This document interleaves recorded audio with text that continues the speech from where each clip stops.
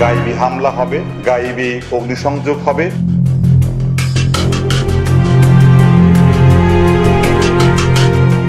কোনো কথাবার্তা ছাড়া দরম গুলি করছে। একটা করছে সিনার মাঝখানে, একটা করছে এখানে। ওনাকে 3-4টা লাথি মারছিল। যিনি গুলি করছে তাকে চিনি এবং দেখেছি চিনি। ওনার নাম হয়েছে লিয়াকত আলী। প্রিয় দর্শক, কী নিয়ে কথা বলা যায় আজকে? দেশের এই মুহূর্তে গুরুত্বপূর্ণ ইস্যু কি আছে?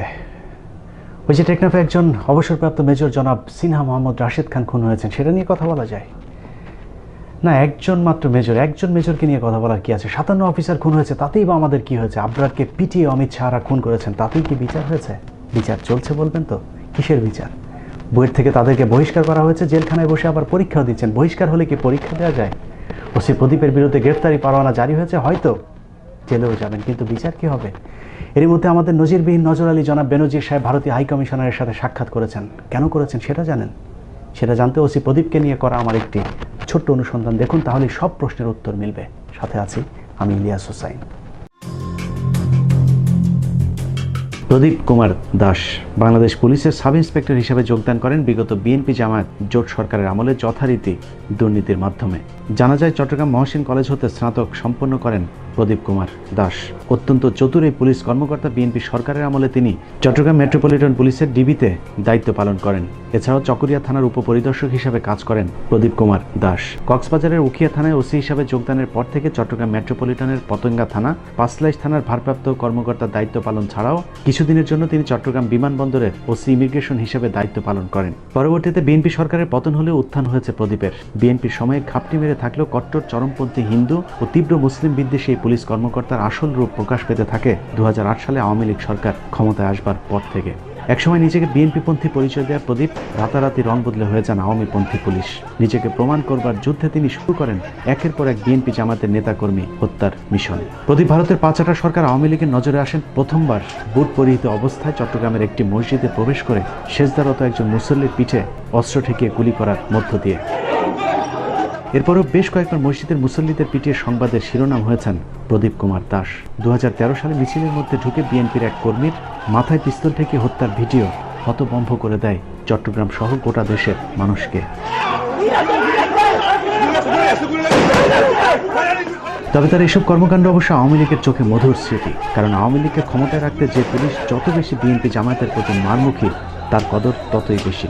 সেই সুযোগ পুরোটাই কাজে লাগিয়ে প্রদীপ বাগিয়ে নিয়েছেন বিপিএম সহ 2020 সালের কক্সবাজার জেলার শ্রেষ্ঠ ভারপ্রাপ্ত পুলিশ কর্মকর্তার পুরস্কার। চট্টগ্রামের ভাষায় ওসি প্রদীপ আওয়ামী লীগকে মধু হই হই বিষ হাওয়াইছে। প্রদীপের চাঁদাবাজি বাণিজ্য টিকিয়ে রাখতে এলাকায় অনেক আওয়ামী লীগের বড় বড় ব্যবসায়ীকেও জামায়াত শিবির তকমা দিয়ে তার কাছ থেকে চাঁদা আদায় করে থাকেন।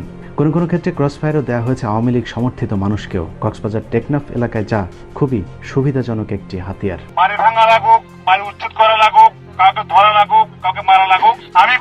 এই একই হাতিয়ার ব্যবহার করে একটি আইন শৃঙ্খলা বাহিনী যুবলীগ নেতা একরামকে নৃশংসভাবে হত্যা করে। হ্যালো, আমি কমিশনারের সাথে কথা বলতে চাচ্ছি। হ্যালো, কে ওইটা? ফোন রিসিভ করছো? ওইটা কে?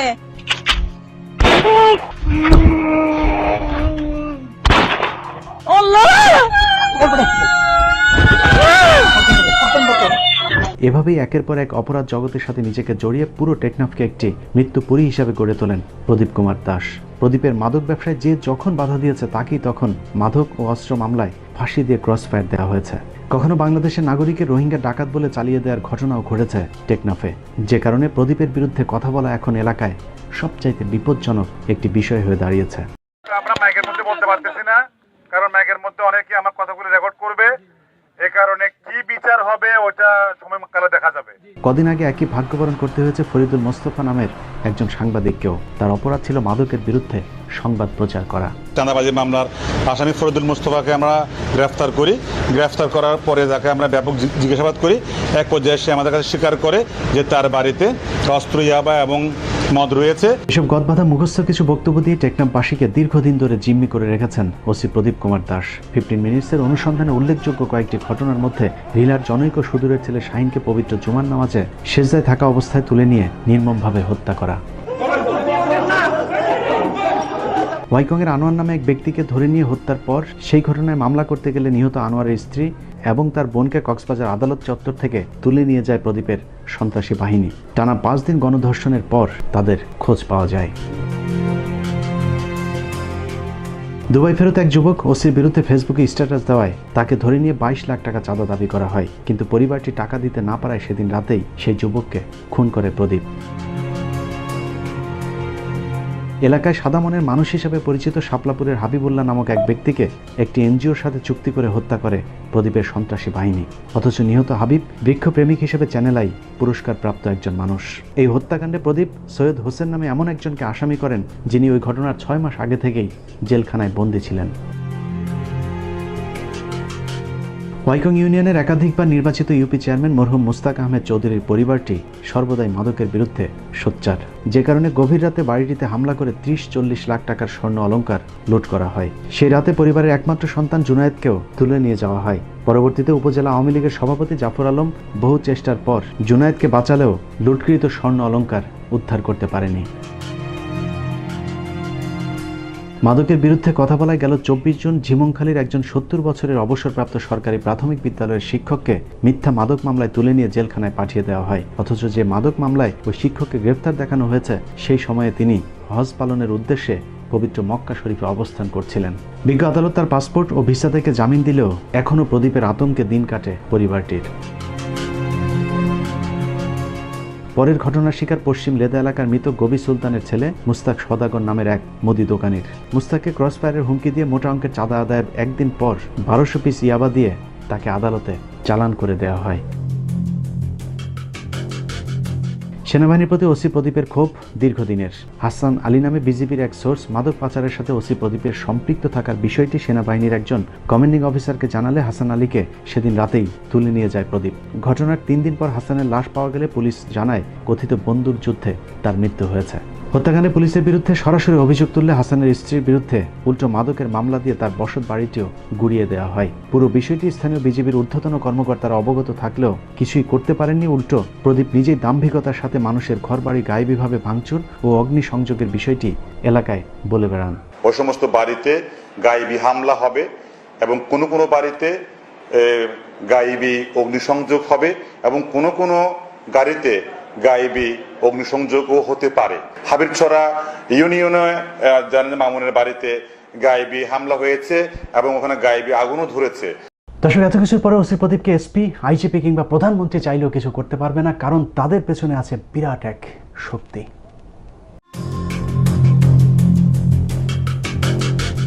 ওসি প্রদীপ টেকনাফ থানার ওসি হয়ে আসার পর থেকে মেজর সিনহা হত্যাকাণ্ড পর্যন্ত মোট 145টি ক্রসফায়ারের ঘটনা ঘটেছে, যার প্রতিটির পেছনে রয়েছে ওসি প্রদীপের চাঁদাবাজি অথবা মাদক ব্যবসায় বাধা দেওয়ার কারণ। মূলত সে নিজে একজন মাদক চোরা কারবারি, যা বিগত কয়েকটি বছর ধরে স্থানীয় পত্রপত্রিকাতে উঠে এসেছে।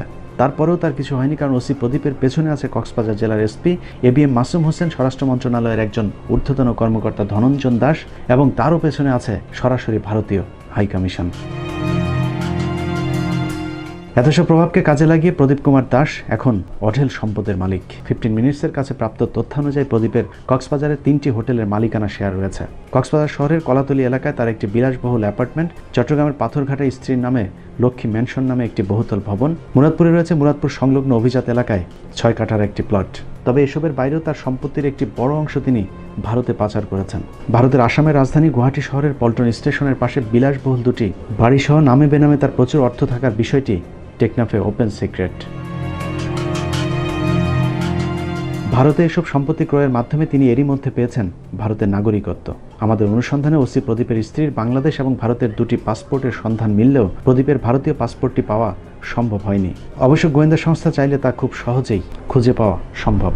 নাম প্রকাশ না করার শর্তে টেকনাফ থানার একজন কর্মকর্তা জানান, বদমেজাজি ওসি প্রদীপ মাঝে মধ্যেই খুব দম্ভ করে সহকর্মীদের বলেন, টেকনাফ থানায় চাকরি করতে হলে আমার কথা শুনে চলতে হবে, আমাকে কেউ কিছু করতে পারবে না, কারণ ভারতীয় হাইকমিশনের পেছনের দরজা সব সময় আমার জন্য খোলা। ভারতের খুঁটির উপর কতটা ভর করে প্রদীপ দাঁড়িয়ে আছে সেটার প্রমাণ আরও কিছু কর্মকাণ্ড দেখলেই বোঝা যাবে।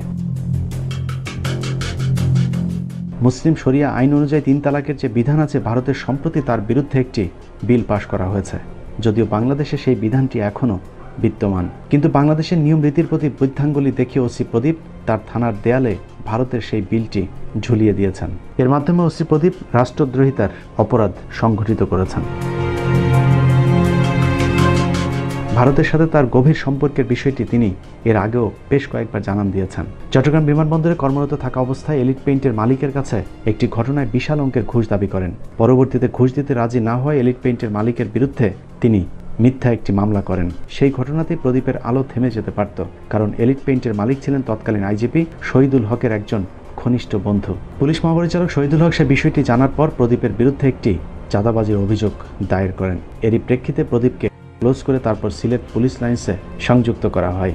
কিন্তু তাতেও লাভ হয়নি, কারণ পুলিশ মহাপরিচালকের চাইতে উপরের মানুষের সাথে হাত রয়েছে প্রদীপ কুমার দাসের। পুলিশ সদর দপ্তরের একজন কর্মকর্তা জানান, ভারতীয় হাইকমিশন এবং স্বরাষ্ট্রমন্ত্রীর জোরে আইজিপি শহীদুলকে বুড়ো আঙুল দেখিয়ে তারপর কক্সবাজারের মহেশখালী থানার ওসি হিসাবে নিয়োগ পান প্রদীপ কুমার দাস।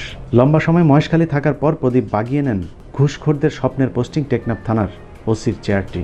সেখানেও একই রকমের ঘুষ বাণিজ্য চলতে থাকলে গেল বছরের 4 মে 2019 তারিখে তৎকালীন অতিরিক্ত আইজিপি মখলিসুর রহমান অবসরে যাবার আগে ওসি প্রদীপের বিরুদ্ধে নানান দুর্নীতির অভিযোগের প্রেক্ষিতে টেকনাফ থানা থেকে সরিয়ে দেন। কিন্তু অজানা শক্তির কারণে মাসখানেকের মধ্যে আবারও তিনি টেকনাফ থানার ওসির পদটি ফিরে পান।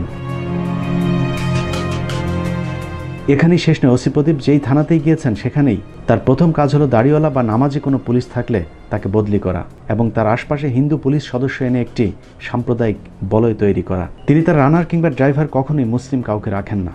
এই যেমন টানা 6 বছর ধরে থাকা তার বর্তমান রানার এসআই মিঠুন ভৌমিক, সাগর দাস ছাড়াও তার ঘনিষ্ঠ বেশ কয়েকজন হিন্দু কনস্টেবল, এসআই এবং এএসআই রয়েছেন টেকনাফ থানায়। তার পরামর্শে এবছর জেলার শ্রেষ্ঠ সাব ইন্সপেক্টরের পুরস্কারটিও দেওয়া হয়েছে তার ক্রসফায়ারের আরেক সহযোগী সাব ইন্সপেক্টর সজীব দত্তকে।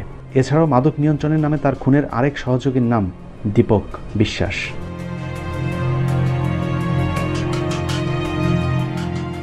মূলত মিঠুন, সজীব, সাগর ও দীপককে নিয়ে ওসি প্রদীপ টেকনাফ জুড়ে একটি মাফিয়া গ্যাং গড়ে তুলেছেন, যারা স্থানীয়ভাবে ইয়াবা পাচার সহ পুলিশের গাড়িতে করেই ঢাকা চট্টগ্রাম পর্যন্ত পৌঁছে দেওয়ার কাজটিও করে থাকেন। থানা জুড়ে ওসি প্রদীপের আরেকটি ব্যক্তিগত পরিচয় আছে, তা হলো প্রদীপ কুমার দাস একজন সমকামী। কিছুদিন আগে আভাস নামে ওসি প্রদীপের আরেক সমকামী বন্ধু ছিল, কিন্তু তাকে সরিয়ে ওসি প্রদীপের এখন সবচেয়ে কাছের মানুষ তার রানার মিঠুন ভৌমিক। এছাড়াও তার থানার আরেক সমকামী সজীব দত্তের সাথেও প্রদীপের শারীরিক সম্পর্ক রয়েছে।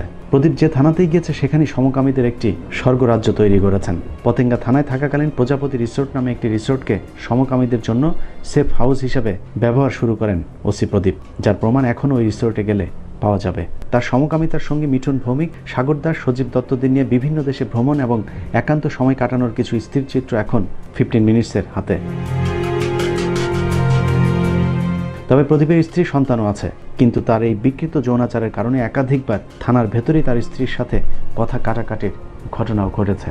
উল্লেখ্য, প্রদীপের একটি বিকৃত যৌনাচারের প্রতিশোধ নিতে তার স্ত্রী পতেঙ্গা থানার একজন ওসি তদন্তের সাথে অবৈধ শারীরিক সম্পর্ক গড়ে তোলেন। বিষয়টি টের পেয়ে প্রদীপ ওই অফিসারকে চাকরি ছেড়ে দেশ ত্যাগ করতে বাধ্য করেন। এভাবেই টেকনাফ কিংবা কক্সবাজার তো বটেই, পুরো চট্টগ্রাম জুড়েই ওসি প্রদীপের অদৃশ্য একটি নিয়ন্ত্রণ তৈরি হয়েছে, যে কারণে সিনহা হত্যাকাণ্ডের তদন্তের দায়িত্ব দেওয়া হয়েছে ওসি প্রদীপের খুব ঘনিষ্ঠ একজন পুলিশ কর্মকর্তা, যার নাম নন্দদুলাল রক্ষিত। সব মিলিয়ে টেকনাফ থানা যেন বাংলাদেশের বুকে এক টুকরো মিনি কলকাতা। প্রিয় দর্শকের পরও কি বিচার চান? কেন চান? মেজর সিনহা হত্যাকাণ্ডের আগে শুধুমাত্র টেকনাফ থানাতে ওসি প্রদীপ আরও 144টি খুন করেছিল। সে 144 খুনের কি বিচার হয়েছে? যদি না হয় তাহলে শুধুমাত্র মেজর হত্যার বিচার কেন চাইতে হবে? সে 144 জনেরও প্রাণ ছিল, বাঁচার ইচ্ছে ছিল, সুন্দর এই পৃথিবীতে আরও কিছুদিন বেঁচে থাকবার জন্যে কপালের মাঝ বরাবর গুলি করবার ঠিক আগ মুহূর্তে হয়তো বাঁচার সে সাকুতিও জানিয়েছিল। কে জানে চোখের পাশ দিয়ে ঢুকে যাওয়া গুলির আঘাতে ঝাপসা হয়ে যাওয়া চোখের শেষ একটি বারের জন্য হলেও সন্তান কিংবা মায়ের মুখটি দেখবার ইচ্ছেও হয়তো হয়েছিল। দর্শক, আসলে প্রতিটি মৃত্যুই কষ্টের, প্রতিটি মৃত্যুই দম বন্ধ করা যন্ত্রণার। তাই আসুন, বাঁচতে হলে একসাথে বাঁচবো, মরতে হলেও একই সাথে। আর যদি বাঁচতে চান তাহলে বাংলাদেশের প্রতিটি থানা, জেলা, সচিবালয় কিংবা ক্যান্টনমেন্টে থাকা ভারতীয় সাম্প্রদায়িক দালালদেরকে প্রতিহত করতে হবে। আল্লাহ হাফেজ।